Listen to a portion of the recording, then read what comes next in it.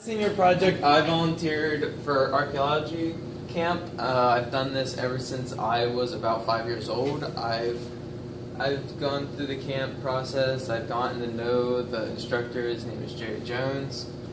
This year it was at Horn Farm, which is off of 83, about 20 minutes away from here. These are my campers and my assistants. This was Caleb, Reese, David, and Elliot. My assistant, his name was David as well. They all together at the very beginning. Hit the arrow at the bottom of the screen. Yeah, it's finicky sometimes. Okay, so in the very beginning, all the campers got together and we all introduced ourselves and stuff like that. And Junior Archaeologist was what I was referred to as, because I've done this for many years.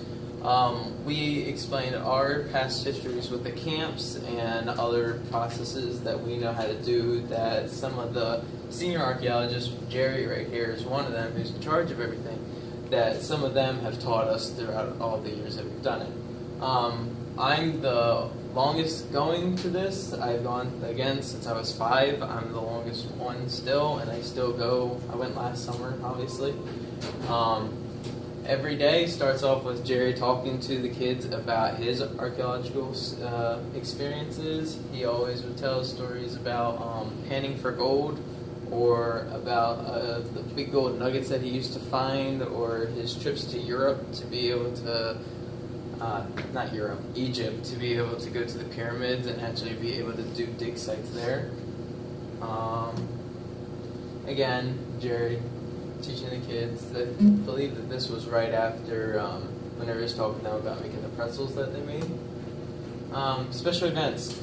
Again, as I just mentioned, they had pretzels that the kids actually got to make from hand, because the purpose of these lessons is to be able to teach the kids about the historical background and where these processes come from. So the kids actually got to make the dough by itself, and then they let it rise during the morning, and then in the afternoon they got to roll them or whatever design that they wanted to do, and then they put it in an old furnace. You can an old oven. You can kind of see it in the background. It's called a squirrel tail oven, and that's whenever they used to have to use the wood. It's kind of like an old pizza oven. And then in the middle here, the other special event that we had was a Civil War medic. He studied Civil War for about 50 years, and this is his 3rd year actually coming, because the kids liked him so much on the previous years that they kept bringing him back. Some of the artifacts that we find, a lot of the artifacts are pottery. Like this, we were just lucky that it was this big, because normally when we find a piece of pottery, it's like one of these cut off pieces or something, but this was actually all together. Some of the other things that we find, there's nails, there's a water pipe. We found bullet casings that were dated back to the early 1900s. And originally Horn Farm, the area that we were going at, was the area where the slaughterhouse used to be. So even one group actually found a pair of pig molars in the background. Now, I did not get a picture of that, but it was pretty interesting to be able to see the kids all grossed out. We taught, as far as the artifacts go, we would put them in plastic bags, and each bag had a number on it, and the number would be for York County, the dig site, and Pennsylvania. And then you would say what square you were in. Again, all the groups are divided into squares, where, as you saw in that first picture, everyone was sitting in it. Over here, you'd put down the date, you put what stratum it was in, which is the different types of, which is down, a stratum is about 3 inches deep or so. And then you would put what artifact number it was and a description of the artifact, small description normally. And the kids would all do this by themselves, unless if we needed to assist them, and we just teach them in the very beginning of the week how to do it. On Thursdays, this camp only goes from Monday to Friday.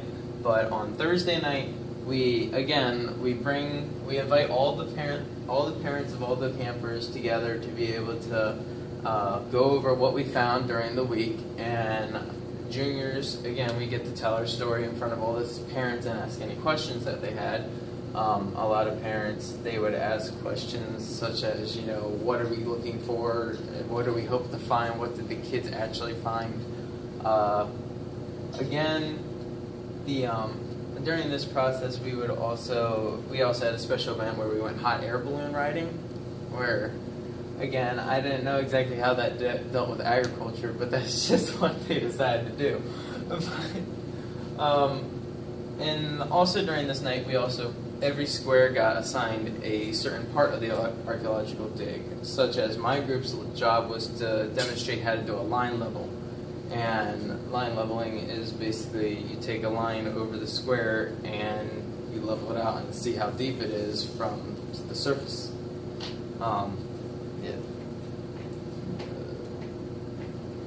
Some of the tools used, every square is given 2 buckets and a box, again, with the state number, the York, and the dig site, and the square. My square was square 8. Just some of the things, dustpans, trowels, which was used to be able to excavate the ground lightly, because in archaeology you don't just use a shovel like everyone would think that you would. You have to go slow or else you can damage the artifacts, which actually one of the campers found out about that because he accidentally broke, I think it was a piece of pipe that was in the ground that would have been nice to be able to diagram properly. The journals, we encourage the campers every day to be able to write about what they learned and what they found. We take time out of every day for them to be able to write throughout, normally during lunchtime, and then at the end of the day they write. Line level, pencils, broom pans, hand brooms, that was to be able to collect the excess dirt, loose dirt that was laying on top. And paintbrushes, again, if you find an artifact, you don't pick it up right away. You're supposed to dig around it and clear it up as much as possible and then draw it. The sifters, one of the major things used by archaeologists. All that loose dirt and everything that we pick up, you put it in the buckets and then you throw it on the sifter. And one person, normally David in my group, he would be over sifting through everything to be able to try to find any of the smaller artifacts that we might have missed. Again, with like the bullet casings, we didn't see them right away, so we found them in the sifter later on. A string box is down here.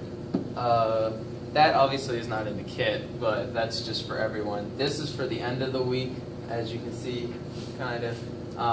The string is laid out in boxes, and there was a sheet that you actually drew all that in so that you'd be able to diagram it properly before we filled it back in.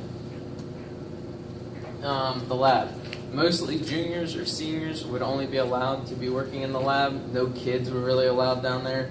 The lab was practically just us taking the artifacts that the kids had documented already and cleaning them up. Like, I got to use acetone, I got to use various chemicals to be able to see what types of metals they were. I got to get dirty basically with this job. And then you properly put them in the storage bins for whichever square they were in, and we kept track of every single artifact that was taken. At the end of the week, mostly the saddest time because all the kids had enjoyed it, we put all the dirt that was on the tarps from the sifters back into the hole to be able to try to make it look like we were never even there, because that's the most important thing about archaeology, is you're supposed to make it seem like you were never there and just have to be able to go off the documentation that you were there. So as you can see here, we put the sod back on top, and the kids weren't allowed to remove the sod because of allergies and stuff like that. So we got to have that. And again, at the end of the week, every camper was given a certificate of archaeology that said that they had completed 1 week of their camp. And here is one of my kids, Caleb, getting his certificate and shaking everyone's hand that was in charge. And I even got a certificate, but I lost mine, obviously. I even lost my and at the end of the week, the kids also get to go home with their trowels that they use for excavating. That's it.